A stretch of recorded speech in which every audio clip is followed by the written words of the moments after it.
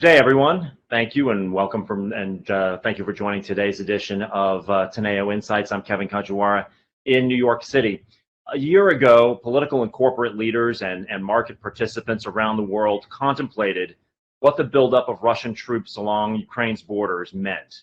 And while the Biden administration and the U.S. intelligence community warned that a Russian invasion was likely, many were still taken by surprise when it actually occurred.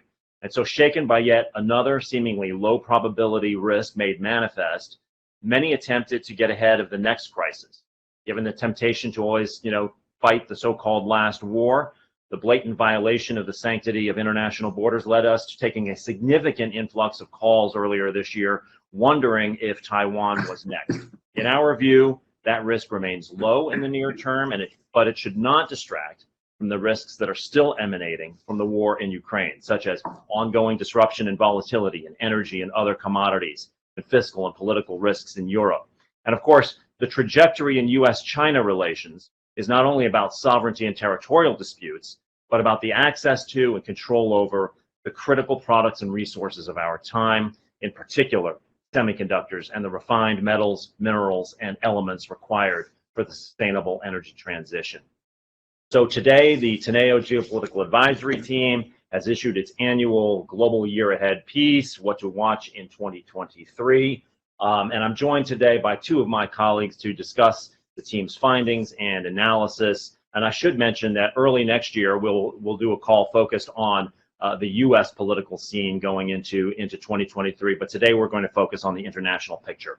Wolf Piccoli is here. He's co-president of Teneo Political Risk Advisory. He's our director of research and a senior member of our Europe team, and he joins today from London.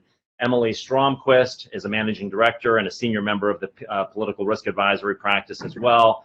She focuses particularly on the geopolitics of energy markets. She joins from Washington, D.C., and with today's broadcast, she actually joins the Five Timers Club. Yeah, congratulations for that, Emily.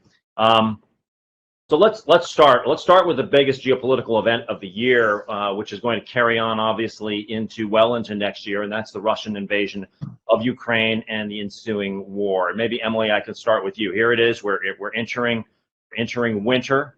The ground is starting to freeze. We have seen this conflict kind of evolve over the last couple of months. The sort of force on force combat has shifted more to this kind of onslaught of aerial bombardment from the Russian side onto Ukrainian civilian infrastructure. And that comes in the wake of Ukraine sort of turning the tide in the war and winning back territory. But there are new elements of this battle. We have seen Ukraine sort of MacGyver, I guess you could call it, some of the weaponry technology that they've got and strike deep into Russian territory, which creates sort of an unpredictable new trajectory in this conflict. But what are you seeing and what do you expect in the next couple of months here as we go into winter and ultimately head toward the spring thaw, which will get messy again? But it seems like there is, for political reasons, with the solidarity of the West on the line and so on, that Ukraine is going to want to keep pushing during this winter period. So what are you seeing right now?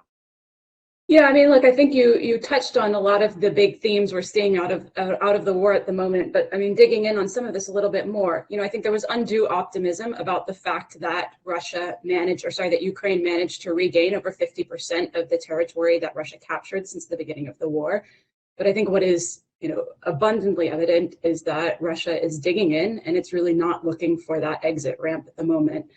The war is going to continue to be shaped as we move into 2023 by key elements such as political will in both countries, access to economic resources and to financial resources, and then as well the military capabilities.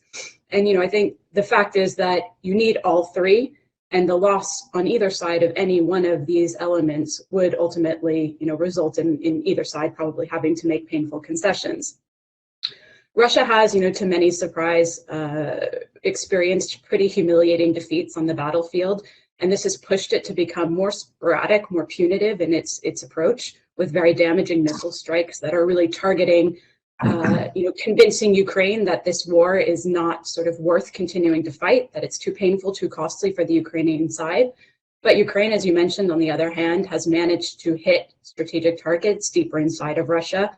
And it's, most importantly, continuing to get that financial aid and access to advanced weapons systems from the West. That's really keeping it sort of a critical player in this conflict.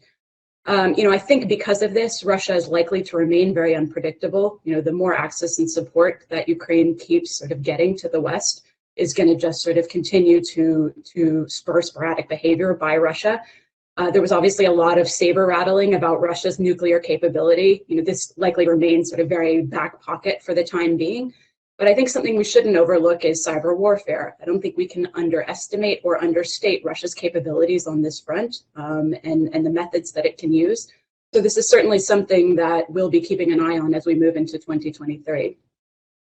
Russia has intensified calls for talks, for negotiations, but I really think we do have to question how effective that ultimately would be, given that Russia is questioning Ukrainian sovereignty and views this crisis as kind of an existential struggle with the West. So even if negotiations do proceed and we get some kind of ceasefire in place, I think this is very slim prospect something like that would remain, particularly with both Zelensky and Putin still in power. I think that leads to another important point that I'll address as well, which is what is the state of the Russian economy? How long can they sustain this? Russia is certainly digging in and has set up a wartime economy. I think that speaks highly to their intentions. But sanctions, have roiled supply chains. They've kept the central bank governor, Elvira Nabiullina, very busy, initially managing inflation, trying to prevent bank runs, et cetera.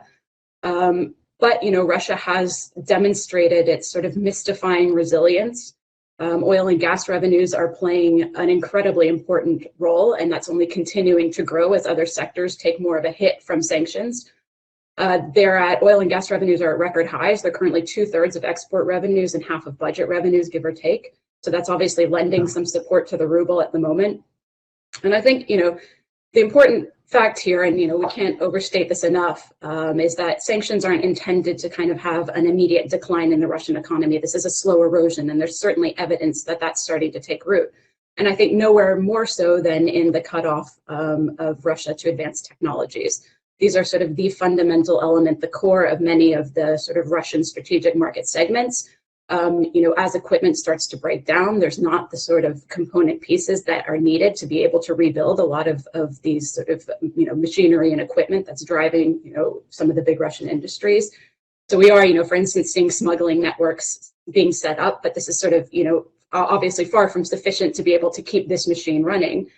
So ultimately, particularly given this, sanctions impact cut off to sort of high technologies, component parts, the really big question is going to be how much are these, supposed quote unquote allies of Russia, its foreign friends, going to be able to support Russia in this conflict and give them sort of that extra backstop that they need. It's questions like, China and President Xi Jinping, MBS in Saudi Arabia. And I think there's severe limitations that have become very apparent in these relationships for Russia. Nowhere more so probably than at the SCO meeting in Samarkand in September, where it was clear that all of these, supposed allies, these former sort of satellite states of Russia, did not really lend any meaningful support to Russia, did not sort of back Russia in this conflict. And I think that was the clear message. Indeed, just a day or two ago, there was a conference in Paris, right, where 50 countries to send some at least interim aid to reconstruct some of the destroyed energy infrastructure in Ukraine. And what was interesting about that was the number of countries that haven't supported or taken sides with Ukraine, such as Saudi Arabia and India and others, but who have also contributed to this. So the symbolism of that was sort of important here as well. I want to pick up on one thing that you were saying, though, and that is with regard, obviously throughout this conflict and indeed throughout his entire career, there's been, it's been a cottage industry to speculate on what drives, motivates, and limits Putin's behavior. And one data point that we have had, in the last week, as we continue to speculate on what his position is, how strong it is, and whether there is any meaningful pushback to him within his regime, considering that all normal opponents have either are in exile, in prison, or dead.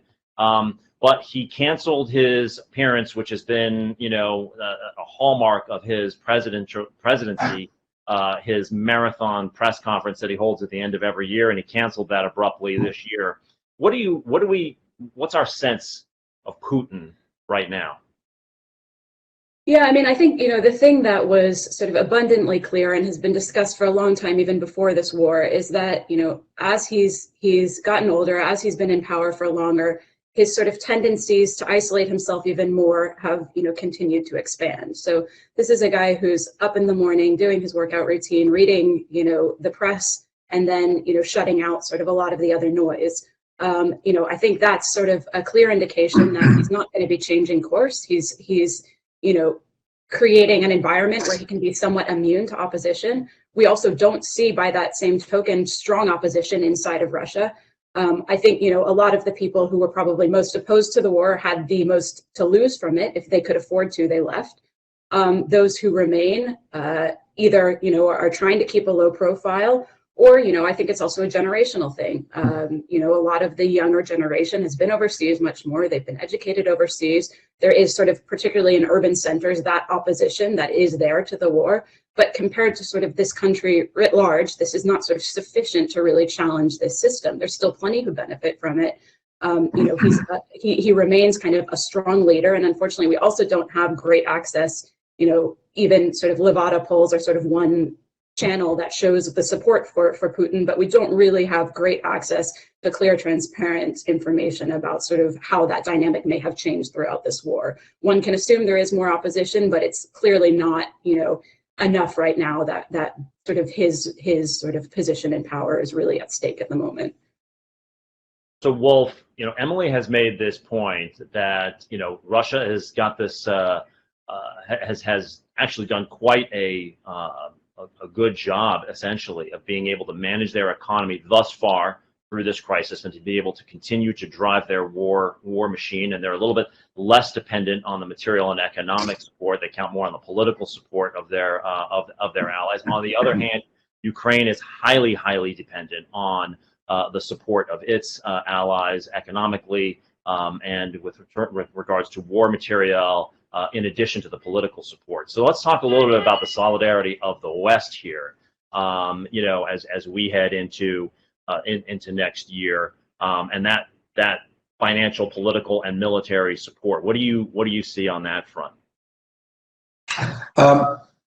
First of all, I will say that the issue of sustaining the war will become even more critical next year, that we have seen over the last 10 months or so. And sustaining the war, as we already mentioned, is about supplying weapons, ammunition system, and money. And I think on the economic front, that could become even more of an issue for Ukraine. As far as Europe is concerned, here the numbers are very clear. 75% of the weapons are coming from the US, the rest is Europe and other countries. Europe has taken a bit more of a lead on the economic front. The Commission has been trying now for some time to put together a new package of around 18 billion euros for next year, which has been vetoed by a variety of players, but they should be able to clear it before the end of this year. I think the political front in Europe in terms of support of Ukraine will depend very much on how hard will be the winter, basically. And if we start seeing energy blackouts, if we start seeing the economic impact of energy blackouts, we might see a bit more the debate about what to do with Ukraine becoming a bit more lively. On the positive side, we don't have election in any of the big EU players next year, so that is certainly helpful. One country to watch, in my view, would be Italy. The Prime Minister Meloni has taken a very pro-Ukrainian stance, pretty much in continuity with the Draghi administration, and Meloni is still doing well in the polls. The problem Meloni has is that the two main coalition partners are both generally pro-Russia. So far, they've been relatively silent on this front. But if Meloni starts to struggle domestically, especially in terms of polls, then she might have to kind of revisit a bit her position. So of the big countries, certainly Italy is the one to watch. In terms of other countries, I guess the debate could become a bit more lively in places like Greece, for example, where there's always been a very strong pro-Russia lobby and where we have election happening next year. So, obviously, as we look into 2023 with this ongoing support question in the U.S., that question is going to be about, does a Republican takeover of the House portend some sort of change in the, in the funding schedule for Ukraine? And we'll get to that in another call. But as you're pointing out, in terms of the media is always quick to point out any of these fissures between European countries, oftentimes, between Germany and say Poland, and how much material support and what type of weaponry to give, and so on and so forth. But would you say, when you step back and make sure you're looking at the forest rather than the trees, that in general the popular support and the political support for Ukraine generally remains pretty strong right now? I think I think that's absolutely the case. One potential test to this would be if we have a new inflow of Ukrainian refugees coming into the Poland, the Slovakia, and the Baltics during the winter, which is basically one of the aims of targeting the energy infrastructure, and not only this larger civilian infrastructure in Ukraine. Certain countries are already under intense pressure, even places like Poland, where they did an amazing work and job in terms of dealing with the Ukrainian refugees. So that will be potentially, again, a signpost to monitor. If we have a new wave of refugees, there is a risk in an environment where the economy in Europe is basically taking a negative turn, that could become more of an issue of political friction. I have a quick question though on the refugee front, because obviously much was made earlier this year of this, this largest mobilization of people since World War II in Europe, and there was a lot of hand-wringing over this sort of the welcoming of European countries to Ukrainian refugees versus, say, in sharp contrast to the refugees from the Middle East and Africa. But there was also this difference, which seemed to be that Ukrainians ultimately wanted to go home as soon as the war was over. But the longer that drags out, I mean, is your sense that remains true, or do a lot of the refugees think that they would become permanent residents in Western Europe if they could? Yeah, no, I think it remains true. Actually, what we saw over the summer, when in the good parts of Ukraine, the war was basically not having a material impact on the lifestyle, we saw already refugees leaving the countries that were hosting them and going back. The issue is that now they are returning back to the countries that were hosting them, because they realize that carrying out a normal life has become much more difficult, not just because of the weather, but mainly because of the targeting of the infrastructure by the Russian forces. But I think the whole point, the initial point, is still absolutely valid, absolutely. So, Emily, Wolf brought up this point of one of the key variables on Western, particularly European support continuing for Ukraine at the levels that it has is going to be how bad this winter is. And so that inevitably brings up the question of energy. And I'll get to the big picture of global energy markets in a bit, but I want to focus a little bit on the European picture here, because obviously the embargo against waterborne cargoes went into place last week. We've got the price cap that has just been initiated, and there's another product embargo, I believe, that's going to be coming into force in early February. Now, obviously, a lot of these moves would seem to be, price positive for oil, but the sort of the global economic picture and demand picture seems to have continued sort of general downward pressure, although I know we've seen a little bit of a bounce in oil again late this week. But the key here is, to Wolf's point, is that Europe went into this winter in a pretty decent condition, all things considered, with regards to their energy resources, because Russia actually continued to be a source of energy for most of the year. But every molecule that is burned over the course of this winter is going to have to be refilled next year, probably without those Russian inputs. So talk about the European energy picture at the moment as you see it. Yeah, I think what surprised everyone was how aggressively Russia or Europe was out there buying up gas, and particularly LNG, at whatever cost in the months sort of leading up to the winter. That put them in a very good position, all said, moving into this winter. I think that's obviously, pretty consensus that that's reduced that immediate risk of gas shortages this winter. Their storage tanks were at sort of unprecedented highs.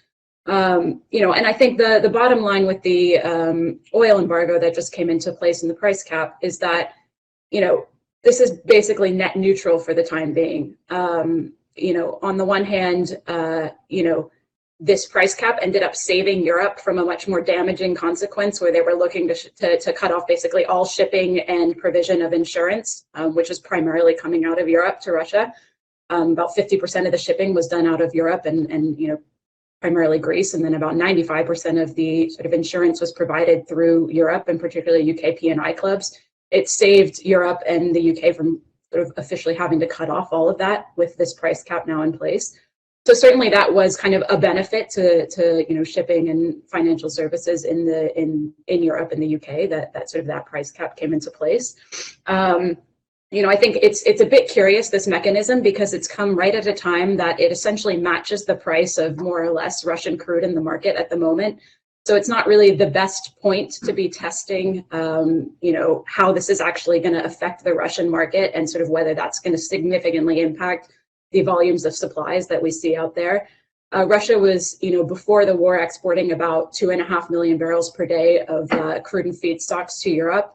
Already, they've managed to reroute about 1 million barrels per day of this to Asia primarily. I think there is that question of what happens to the balance. Certainly, they'll find some buyers. I think one of the biggest restrictions that they're facing is obviously that, they're offering sort of sovereign guarantees for insurance right now. There's been a lot of talk about this dark fleet that they have, a lot of speculation as well that it might only be about 50% of the capacity they actually need to fully compensate for the losses that are going to be sort of driven by this price cap and embargo. And then, I think the biggest issue, and this is quite an interesting point, is that, the higher transaction costs are where, Russia is really going to be impacted here. And I think that's ultimately going to determine the extent to which Russia decides to cut more supply and take more off the market. Essentially, if we're looking at $60 per barrel oil, given kind of both the higher costs for freight and kind of associated risks, we're looking at sort of a $15 to $20 margin that's being associated with these sort of added transaction costs, which leaves Russia with, $40, $45 per barrel that they're actually taking home. So I think, that's going to be a calculation on the Russian side we don't have good visibility yet on in terms of, is that going to actually take more off the market?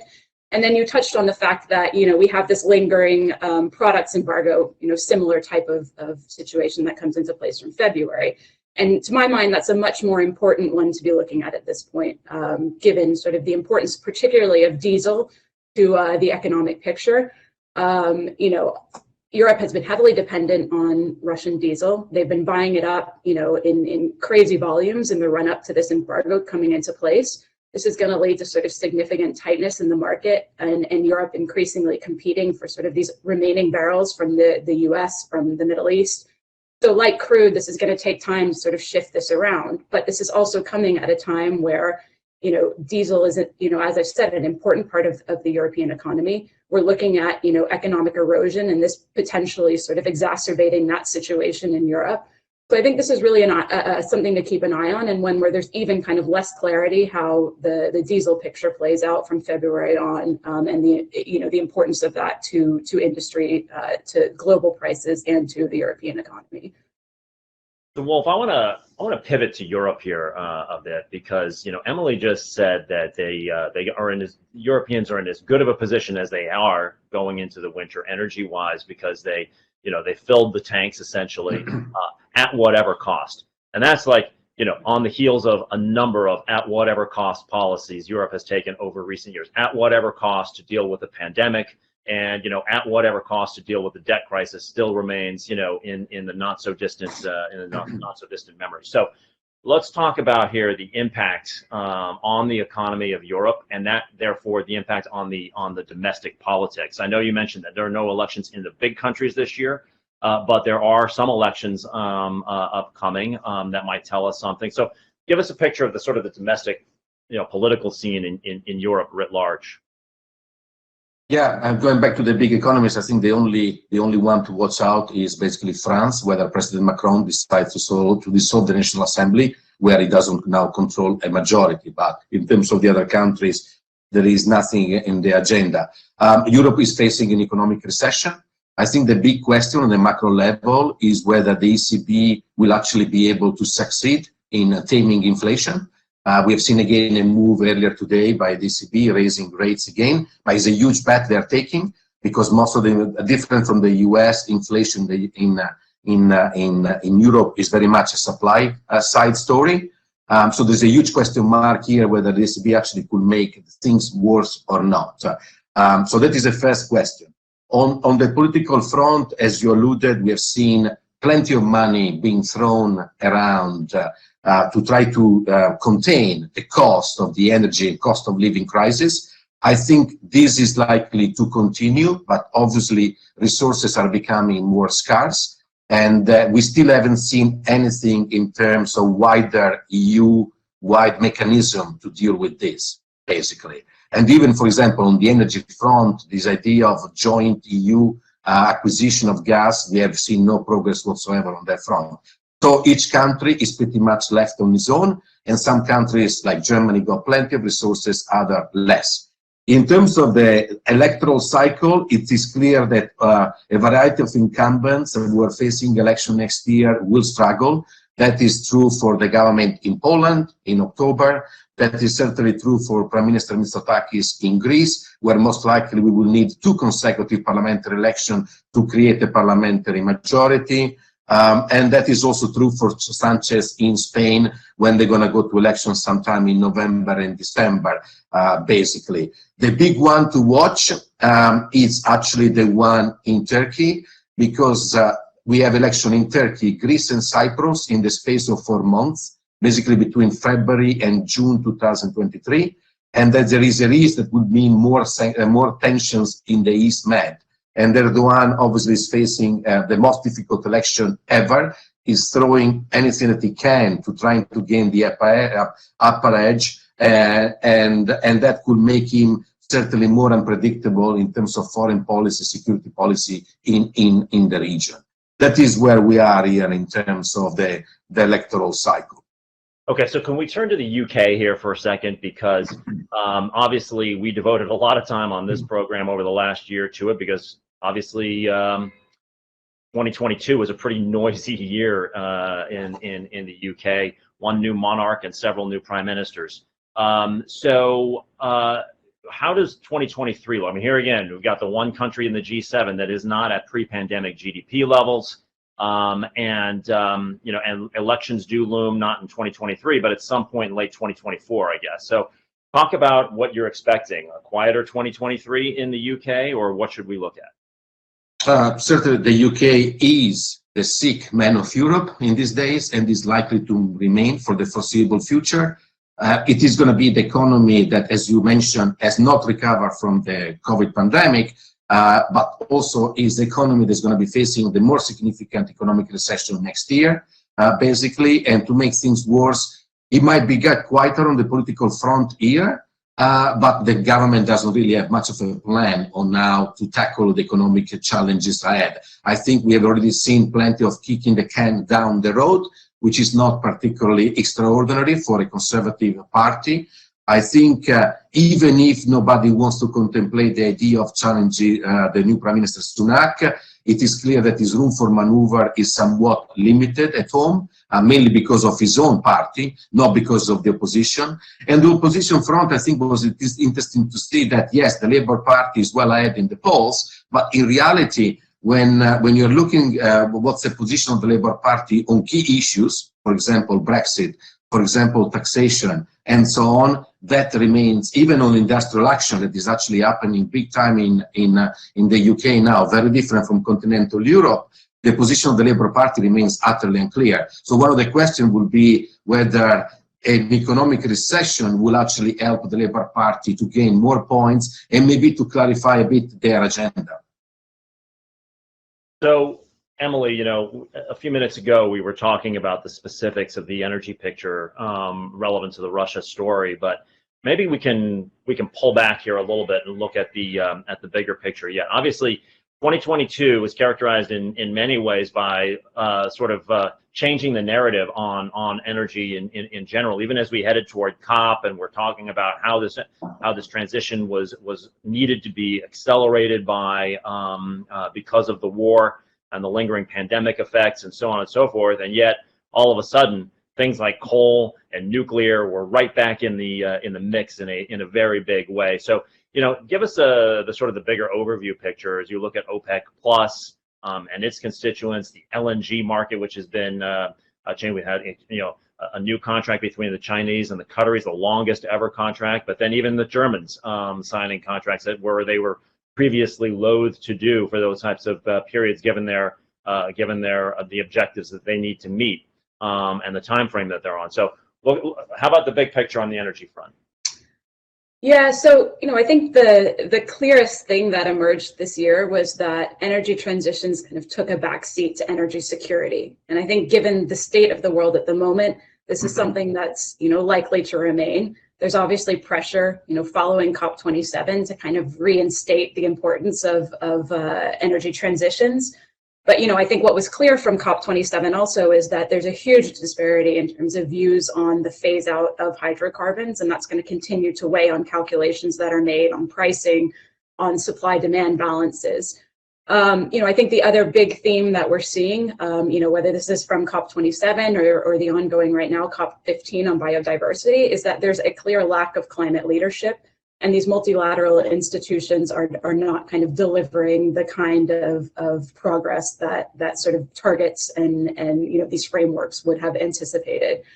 What we're seeing instead is kind of interventionism increasingly in energy markets, where countries are looking at policies that favor their national interests.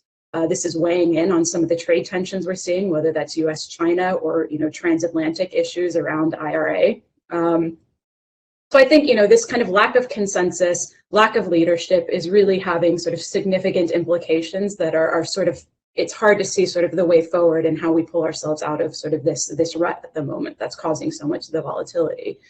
In terms of oil markets, I think this is obviously the ongoing greatest source of volatility, and there's a lot of sort of, political interference, I would say, in oil markets at the moment.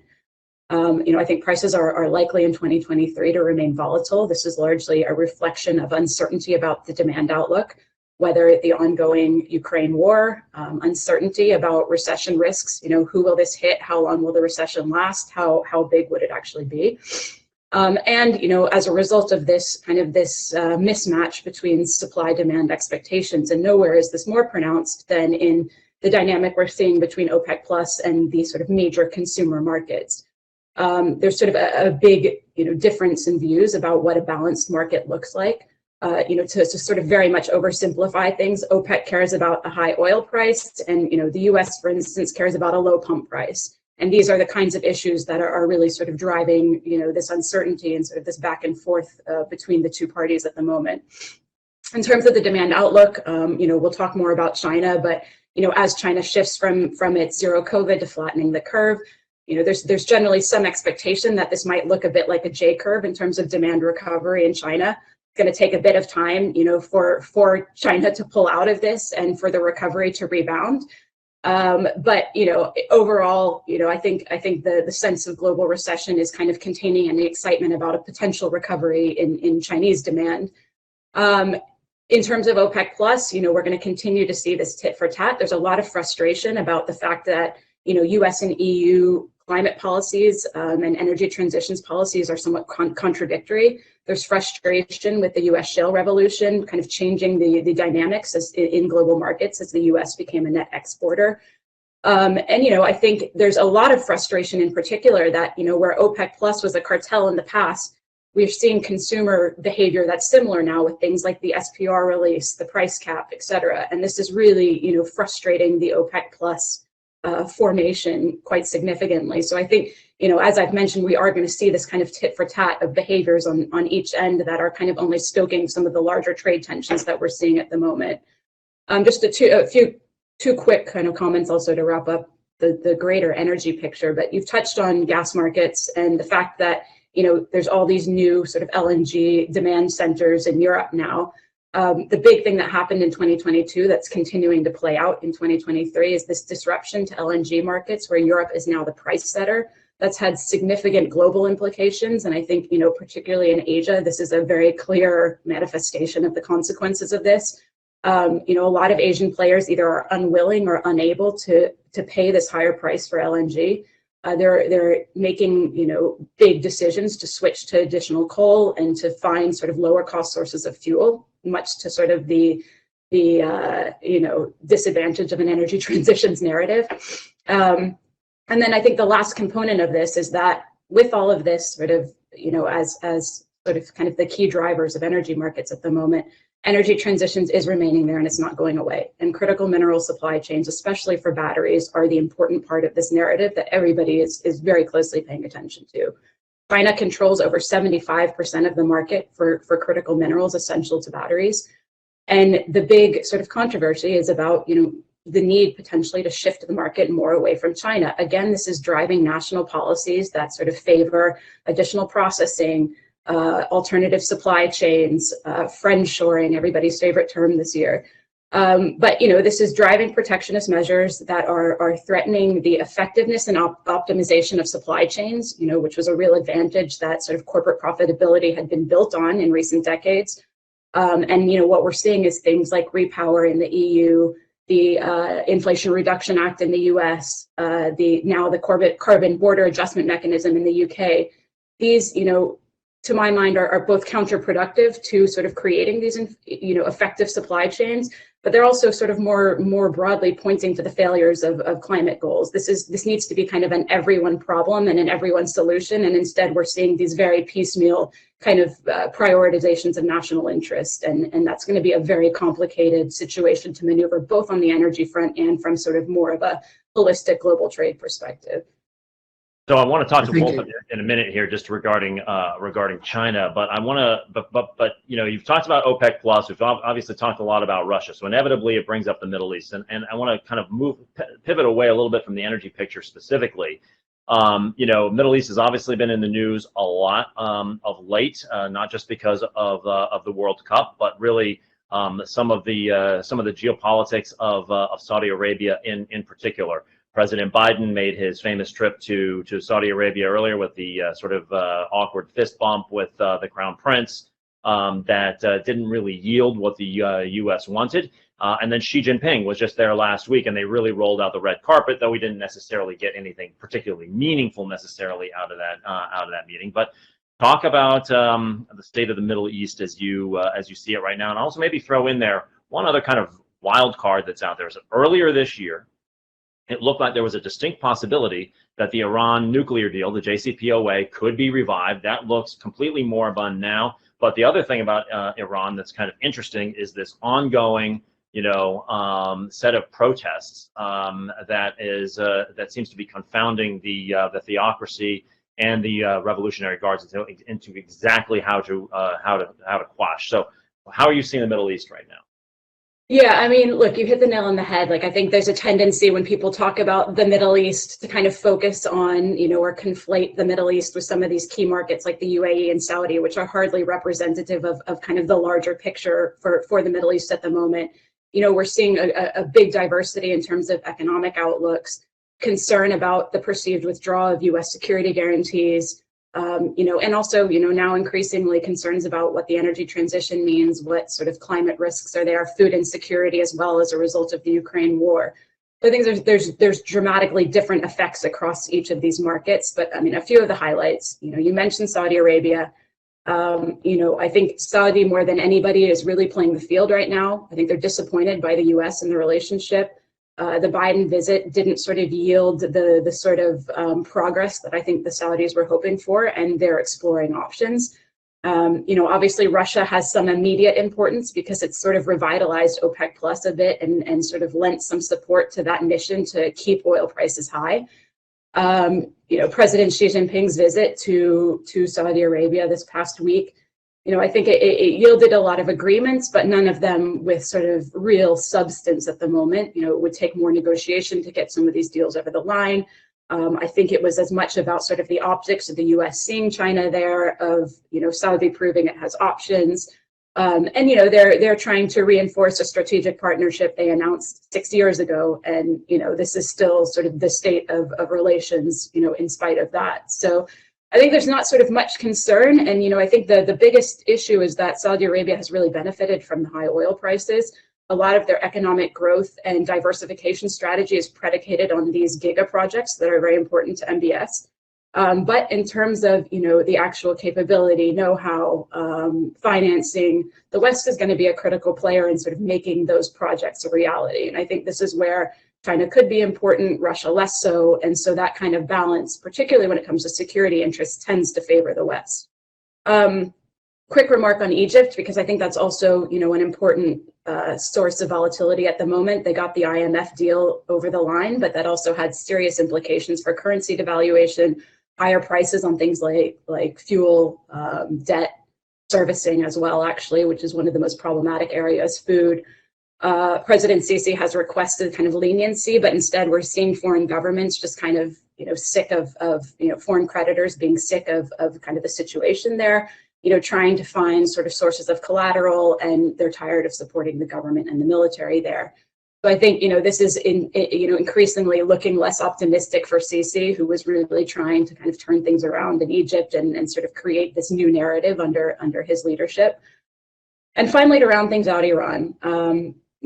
As you said, I think the failure of the Iranian deal is probably one of the biggest risks in the Middle East at the moment. Especially because Iran tends to exhibit more bad behavior when these deals fall through, especially through proxy groups, of which it has plenty scattered throughout the Middle East. On top of that, we're seeing the Ayatollah Khamenei ailing now. There's concerns about succession with him. Add protests on top of that, and there's really a number of sort of pressure points that are growing inside of Iran at a time when they didn't get the deal across the line, and they don't sort of have much other motivation to cooperate at the moment. So I think Iran is always a top contender to upset the apple cart in the region, and I think that's probably the hot spot.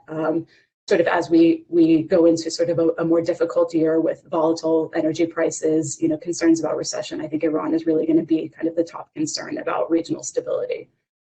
Okay, so we've got 10 minutes now to cover the rest of the world. So we're going to the lightning round. So Wolf, I don't want to spend too much time on China because, as the audience knows, we have Gabe Wildow and Paul Hanley on here all the time because China's so dynamic, obviously. But it is worth talking about here for a few minutes just because we've gotten through the 20th Party Congress. Xi Jinping has kind of run the table. He's has been in complete control, except for now we've got this extremely messy and potentially very dislocating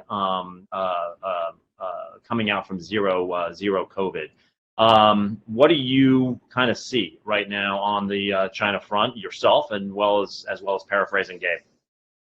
Yeah, I think it's, if I have to sum it up in one sentence, it might get worse before it gets better, meaning the exit from the zero COVID is likely to be difficult, somewhat chaotic.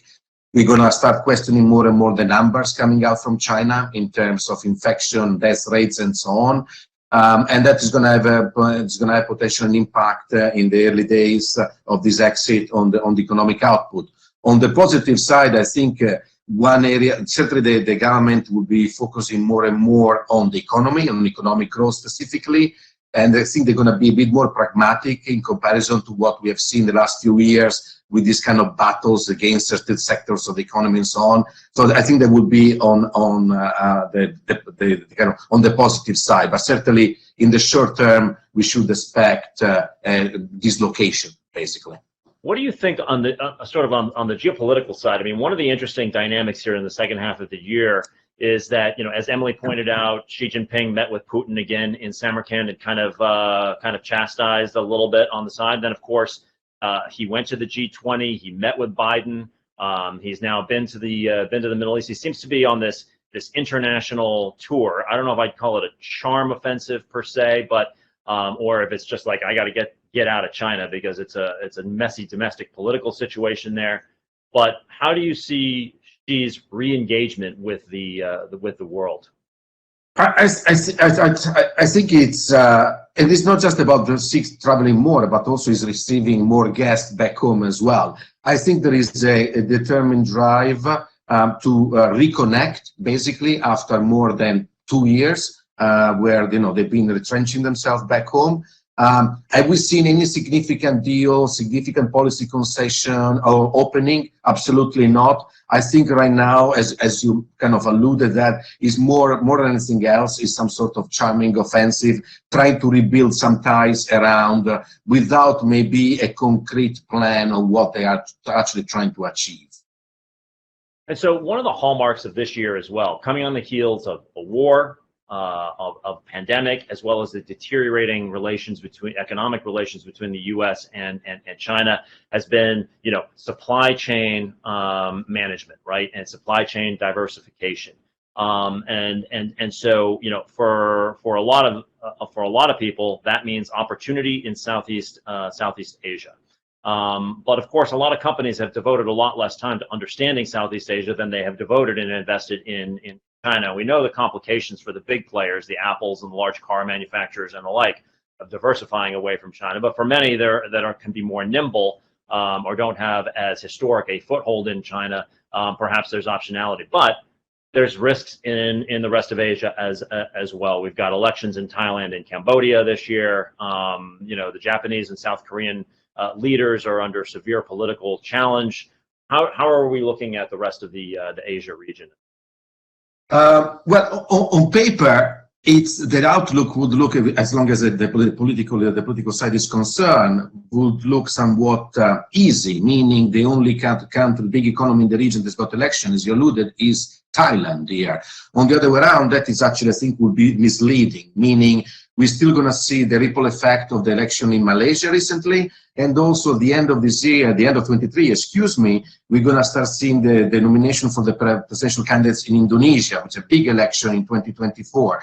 So politics would be right and center. I think Thailand remains, as kind of tradition now, the biggest risk, meaning that we have the usual players going against each other. On one side, the military, basically, and then we have the daughter of former Prime Minister Shinawatra, basically leading in the polls. So that could lead to a bit of a political deadlock and potentially turmoil in Thailand here.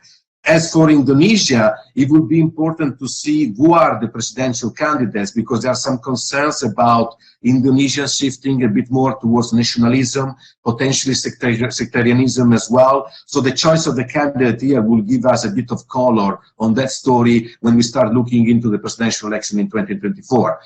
In terms of Japan and South Korea, the Prime Minister Kishida and the South Korean President Yoon, they are facing the same situation. They are both extremely unpopular at home. There is not much an alternative to either of them. I think Kishida will try to appease the more right-wing parties, faction within the LDP with concession. For example, the huge thing hike in terms of defense spending is a major concession there. And the challenge for him could be later next year with the local election, and see whether the polling, which is now in the mid-30s, will go below the 20s, and then his position could become at risk. But for the time being, I think Kishida is kind of unloved, but I think he's not going to be moved.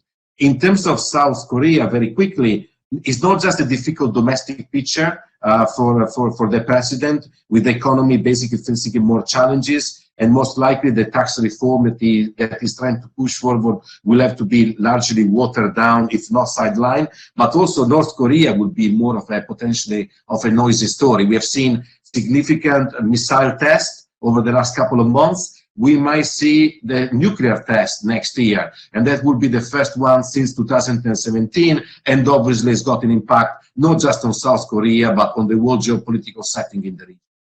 All right, so let's just jump right across the Pacific here real quickly. Now, Latin America, there's a lot of potential stories out there, but the big three, as I see it, are Lula assuming power in Brazil. There's an Argentine election later in the year, and of course the question of sort of institutional strength in the face of the onslaught from the Mexican president AMLO.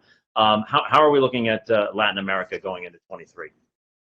think if we look at the macro picture there is all this talk about the new pink tide in Latin America. We have seen lots of leftist governments taking over. The Argentinian election in October would be an interesting test because in our view, it's not necessarily a pink wave, but it actually could be a wave against incumbent. So it will be interesting to see where the Peronistas will be able to stay in office or not. That election will give us a bit of a sense in whether the pink tide is significant. If the pink tide is actually based, is true, I think there is a significant difference from this one to the one we saw in the early 2000s. Early 2000 was much more favorable environment for leftist government. There was more money around, there was a commodity super cycle, it was easier for them to deliver on the promises done during the election campaign. This cycle will be much more difficult. So even if it is pink tide for the Latin America, I think it will be a shorter one. In terms of Lula, Lula is coming into office in January. He has indicated already who's going to be the finance minister. That was not particularly positive for financial markets. On the other way around, I think Lula has recognized that he needs to have somebody who can negotiate very hard with Congress, where he's going to have to put together a difficult coalition there. So compromises will be basically needed. Will be interesting to see in terms of Lula administration, in terms of policy departure on the environmental front, whether it will be able to make a significant mark and break from what the previous administration was doing or not. Okay, so finally, because you're covering both Europe and Latin America for us today, this Sunday, France v. Argentina, who wins? I think as an Italian, I will side with Argentinians, but I'm afraid that France will prevail, and that will make most Italians particularly unhappy. Clearly, still bitter that Italy wasn't even at the World Cup this year. But okay, Emily, let's quickly jump across the Atlantic then and finish up with Africa. A couple big things. We have a Nigerian election coming up in early 2023, but the debt sustainability and default potential issues is rampant in Africa at the moment. Yeah, so I mean, I think that's, for our team, that's the biggest risk in Africa looking at 2023 is the possible wave of sovereign defaults. Many of the economies are grappling with weakening economic recovery, with rising food and energy prices, already high public debt. The war on Ukraine has exacerbated this for many. There are 25 countries that are already facing severe debt strains, and these are, fairly critical economies if you think about it, from DRC to Ethiopia, Mozambique, Kenya. So, I think this is really the risk to keep an eye on. We do see consensus building about the need for comprehensive debt relief, but there's also a wide range of creditors, and these range from, multilateral banks to commercial lenders, and even individual countries like Russia and China. So I think given this diversity of views and interests, this is, probably going to slow the negotiations a bit on how all of this plays out. The main tool, meanwhile, is going to remain the G20's common framework for debt restructuring. And, I think it also would be remiss not to acknowledge that, the debt vulnerabilities are increasingly tying in with, things like the war in Ukraine, food security, the climate crisis, given a number of climate-driven natural disasters we've seen this year, from flooding in Nigeria and South Africa to, severe drought in the Horn of Africa. So that sort of comprehensively raises a lot of questions of concern and about how this gets resolved. And, the Nigerian elections are going to be kind of the other big ticket item to watch. They have both presidential and general elections in February and March, respectively. Interestingly, in the presidential elections, none of the three main contenders has taken a clear lead. So I think the outcome is really likely to come down to the wire. I think an interesting thing that our Nigeria analyst has pointed out is that, historical voting maps could be redrawn, faced with kind of both this three-horse race, unprecedented combinations of individuals as running partners and candidates, and the surge in new young voters. So given the sort of importance of, the Nigerian economy as the largest economy in Africa and a hotly contested election on the line, I think, this is a big story to watch in the new year. So we will be watching all of these stories in the political risk advisory practice at Teneo, and we'll cover them on this program as warranted. But I want to just close by saying that, as we contemplate the risks and opportunities before us in 2023, I think it's worth considering the overall global context and to remember that the U.S. role here in designing and championing and perpetuating the evolving global system, the uncertainties of a rising but maybe not inexorable China, the risks of the energy transition devoid of any kind of centralized design or leadership, and this disruption by technology that's impacting the very, very nature of societal and governmental relations. All of these things are in flux right now. So I think that a clear-eyed assessment of the global operating environment has never been more critical. And just remember that the incentives for political actors, be they global leaders or voters or people in the street, to take actions against their perceived economic interests should not be underestimated. We see it time and time again. So I want to thank Emily and Wolf for joining. We'll be back next week with a very special edition of Teneo Insights, but this is the final scheduled episode of the year. So I want to take one moment here to recognize all of those who have worked so hard this year to bring this program and podcast to life. I want to thank our vaunted marketing and media team, so Lisa Chu, Alex Brennan, Jessica Siegel, Julia Ornoff, and Lauren Marchese, and our studio team, Daniel Kelly and Craig Bonaire, who's actually right there. He's on the camera as we speak. I want to thank you all for all your help this year. We couldn't do it without you, and to our audience. So happy holidays to everyone, and all the best for the new year. See you in 2023. And until then, Kevin Kajiwara in New York. Have a great day.